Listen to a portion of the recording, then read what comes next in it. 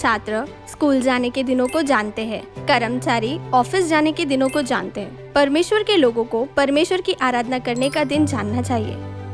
परमेश्वर ने हमें किस दिन आराधना करने की आज्ञा दी? निर्गमन अध्याय 20 आयत 8। तू विश्राम दिन को पवित्र मानने के लिए स्मरण रखना। 7वां दिन तेरे परमेश्वर यहोवा के लिए विश्राम दिन है। परमेश्वर ने हमें 7वें दिन को अलग रखने और इसे सबत के रूप में मनाने की आज्ञा दी। इसलिए हमें परमेश्वर की आज्ञा के अनुसार सबत के दिन परमेश्वर की आराधना करनी चाहिए। परमेश्वर ने हमें सबत मनाने की आज्ञा क्यों दी? निर्गमन अध्याय 31 आयत 13। निश्चय तुम मेरे विश्राम दिनों को मानना, क्योंकि तुम्हारे पीढ़ी पीढ़ी में मेरे और तुम लोगों के बीच यह एक चिन्ह ठहरा है।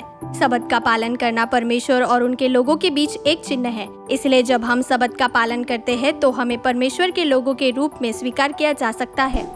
फिर सप्ताह का कौन सा दिन 7वां दिन सबत है?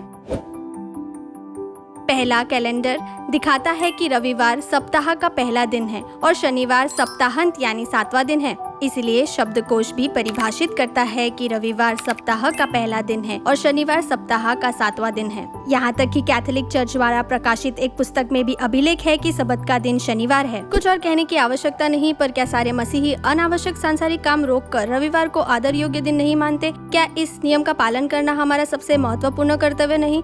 लेकिन चाहे आप बाइबल को उत्पत्ति से लेकर प्रकाशित वाक्य तक पढ़े, आप एक पद भी नहीं खोज पाएंगे जहाँ रविवार को पवित्र मानने के लिए कहा गया हो, जिसे हम कभी नहीं मानते। अंत में आइए पुष्टि करें कि बाइबल सबत के बारे में कैसे गवाही देती है। मरकुस अध्याय 16 आयत 9। सप्ताह के पहले दिन भोर होते ही वह जी उठकर।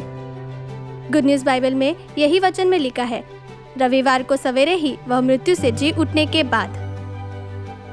क्योंकि सप्ताह का पहला दिन रविवार है, सप्ताह का कौन सा दिन 7वां दिन सबत है?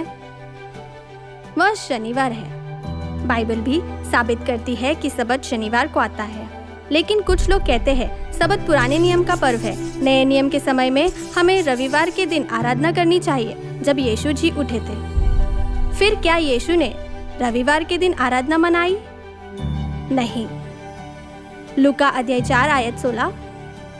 वह नासरत में आया, अपनी रीति के अनुसार सबत के दिन आराधनालय में जाकर पढ़ने के लिए खड़ा हुआ। क्रूस पर चढ़ाए जाने के बाद भी यीशु का पालन करने वाले प्रेरितों ने सबत का दिन मनाया। प्रेरितों अध्याय 17 आयत 2। पौलुस अपनी रीति के अनुसार उनके पास गया और 3 सबत के दिन पवित्र शास्त्रों से उनके साथ वाद विवाद किया। यीशु के क्रूस पर चढ़ाए जाने के बाद भी प्रेरितों ने यीशु के नमूने का पालन करते हुए सबत के दिन को मनाना जारी रखा। हमें भी यीशु और प्रेरितों के उदाहरण का पालन करते हुए सबत के दिन का पालन करना चाहिए। सबत का दिन मनाने से हमें कौन सी आशीष मिलती है? मत्ती अध्याय 7 आयत 21। जो मुझसे हे प्रभु कहता है, उनमें से हर एक स्वर्ग के राज्य में प्रवेश न करेगा, परंतु वही जो मेरे स्वर्गीय पिता की इच्छा पर चलता है। स्वर्ग के राज्य में कौन प्रवेश कर सकता है? वे जो परमेश्वर की इच्छा पर चलते हैं। इसलिए जब हम परमेश्वर की इच्छा के अनुसार सबत के दिन को मनाते हैं तो हम स्वर्ग के राज्य में प्रवेश कर सकते हैं। कृपया शनिवार को 7वां दिन सबत मनाएं और स्वर्ग के राज्य में प्रवेश करने की आशीष प्राप्त करें।